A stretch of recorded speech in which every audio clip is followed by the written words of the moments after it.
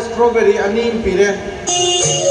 Hello everyone and welcome back ma'am ngasi se akoi ki banak ta hai tare ko Dr. Dhanavir lakane na ko yam phajana karon tawre ba ko hadi yam sa amiya gi ni freshers meet ne ba ko ma'am do ai amuta ujadri hadi taibang do originally khamba udajadri ba ko ado Dr. Dhanavir se unaningi yamna my speech kari kra loi phajabani na akoi mobile kari ka tai na ko mobile ta raga su hadi taibang do unaba do smaina ma ki speech ta phangbo do ko dam nakna leirabani na satning man gina ai loi chalaga satlabani ai intro se na mahodre ba ko na ai halaga ni na mabani myam ko mi sathi ju jamna leihori ado myam video se yemina se ado mate mate khar lawre angang yadrabani ai ado mahala e ba ko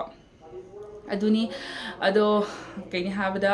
myam sathina chu nungai gani khali space loi ho taning mani tawa no ngamak tre ba ko myam aduna ai intro se hojing namjarabani aduni myam video se yengmina si hojiki oina ri ayumda hale ba ko do horinga le program tawra ma tung nam kom chachagani aduri yengmina si ko myam asigi program se ahan be yauzari ni ko amia gi program se do sathina mi su ya mamme mi la ko su khar khar dum hawrame ba ko dum pana na hena mi ya me program hawdi bani na huji ko kini mi sing se phamna ji hai tare ko kharam de dum phamaga leire no aduni myam do myam yemina si video se full oina siga hairo ko this is a gay program no all the ceremony is association na pangkopani. Okay, so no. Ada ni. Ini ada. Jadi memang masih biro. Aduga masih ki ahan bagi morning session da. Akhirnya saat yang harus singi oina. Interaction session nama singa ki bedo. Akhirnya jadi immediately bedo hono na ba. Ngai hono lecture social scientist, academic counselor. Motivator oja Dr. Dhanavir Listrom asi hojima abagi ngai na leire apoi sathna ru sing hoji immediately apoi kena sida mon sida sangjil raga oja gi motivator speech te tabi na ba jinau myam lengsing bek se ongta khoi tu nam tang lengsing bek se khoi office session ja hogi da pui tre tyo te di office session hogi da ni around 1 hour ni bo pange to khoi oja na jang tang na mohon sida bagi mamal dan proses seba bagi bagi motivation speech ka pi kita bisa cuma ngai na le sina si mapan na le biro no amta manu le si biro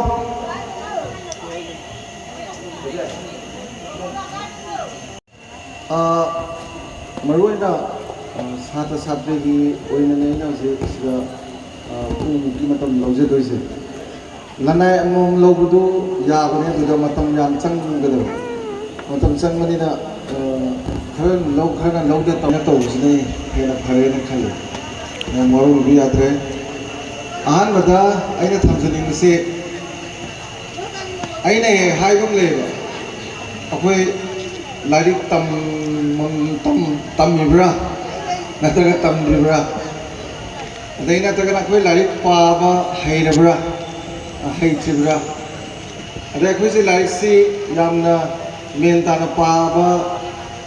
pabagi matam pabagi mo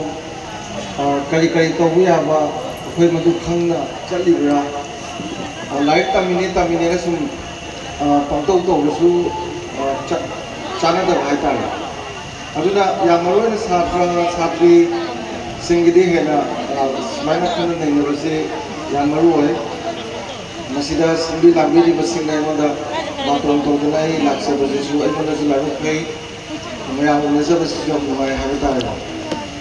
आई अहमद वारी लीजगे अगांग मचा ओजा माना सुमाय हाइबा आई नमोंद हैनौ अनि पीरेना खलो अदुई मतुंग दा मुक्सु हैनौ अनि बगा मुक पीरे खलो कुन हैनौ का या लसने लांगा दुना हैनौ मंगानी सिने 5 mangoes. Hello mangani haba. Ada mana kani inuni. Ani dani ti jalaga mari tay na siyam tak laga mana manga ni hai sabon. Arai di amu hanna yenge dana. Pare ai nangonda strawberry anim pire amuka strawberry anim no pire pulamna kya tarage habda amna mari ta mari ta ari chummi dana ko ada wajadana mukhaleba karigino ne strawberry ani piraga strawberry anim ga piradi mari ta re hai haino pibadana anim pire khalo anim ju pire khalo pulamna kya tarage da manga ta hai sigoi na mana karigino nang na haino tadi mari hai traga manga hai di na hai kanda angang na hai reba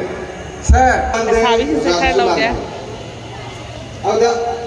ani du ye kanda khaidi na maru oi di sagi manga le hai bu mama pa na sungai re masa na sungai re ko akoina like तंबसिदा तमिनी like तमिनी ना हजिक तमिल मोम से अखोय like तमिनी मैं आई मंगा लेबी ना याद ना हले बको याम कुय लेनिंग बनी स्पीच से लोय भो तानिंग बनी बको आई दुगी दमक तसा बनी याद अंगांग चेलगा मपान थको याद है से जुमा में अदो आई हले जुमदा मंगा लेबी से यादरे मी मौसम का कोई पाई पाई ना चिंगी फमुसु यादे लेपुसु यादे तई थंता याम वाई दो चाना लौरुसु को दो चा ममा मचा ले हौरे अदो अखवानी हले अदो नि खोरे nga le ram program tawni duga mu chatlage nungdin wai do ina Dr. Dhanavir gi speech tabul heude hey salo sa Kali ki ngangai no. Nanau sentado le. ngai Ada ko ngangai mo. Chale ngai do. Nang hai da suk nu ai. mayam akhoi din nakpani na angka mu second gi program jaw wo chatle haibadi ko angang singi dance kai ka ye yeng mina si mayam khoi sana ne don pari gi ne sigam da hai hai ro hai to thogaro ha nai khos Hai yang aku pai kam chali di. Itali ba program Kam program chali ni. Sanda khara oishala nungdin lao chala ka yingro si myam nak pa sa kana dre ju am na si usat pa sat ra di lore khoi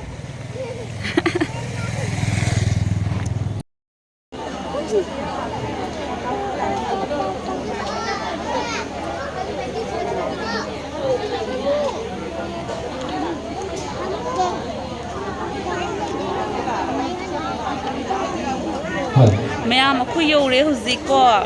program hodore dodi yeng minersi program do chanu so jagoi sani ai dodi mayam pune yeng minersi niton pari ga sana ga siga sana ga lai reti niton pari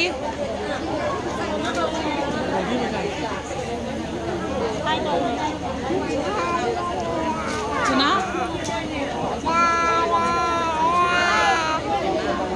Ready?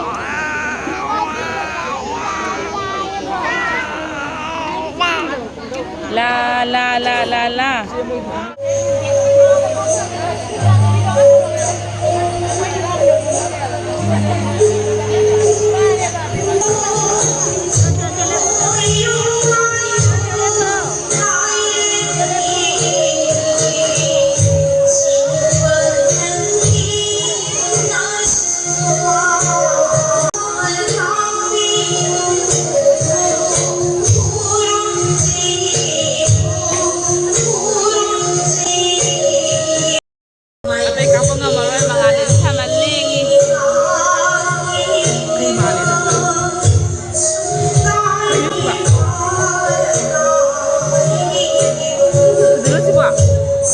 Bèo, đâu bị xí, cái lần này mà sắc suy làm được phải gì cô, gì lâu gì.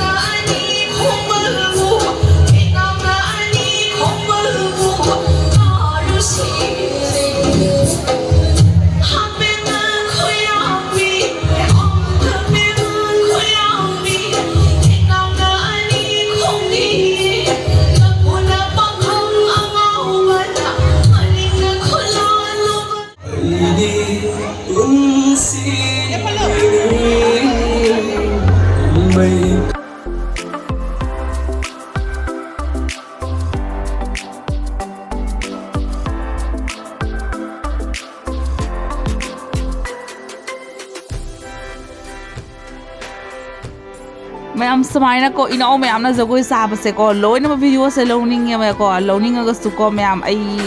angang sida pangneng tan leng na video full puno ma lobo ngamdre adu ga su mayam ngak piu ado full hapa ga su ko copyright cha do ma le ko isai si se aduna ai matik adum ana hafsara bani mayam aduni mayam sathina haina sai ko se inao su ngasai akhoi gi chanu ina sagi bu su full half ke toba yaroi copyright cha ra di haina ina copyright ki da damak ta kirna हाई full half चट्रे मते अदो मैं share तौजरगे मैं मिनसी दो मैं हाइबिरमो comment कना कनासु लाके हाइना मियागी द फ्रेशेस्ट डे नुमिता द कमेंट तौबिरो मैमना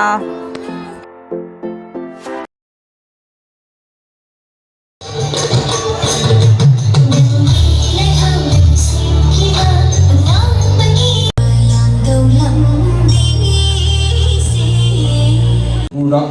Imaleba Manipura was the civil Hariba Benasi Sangareba.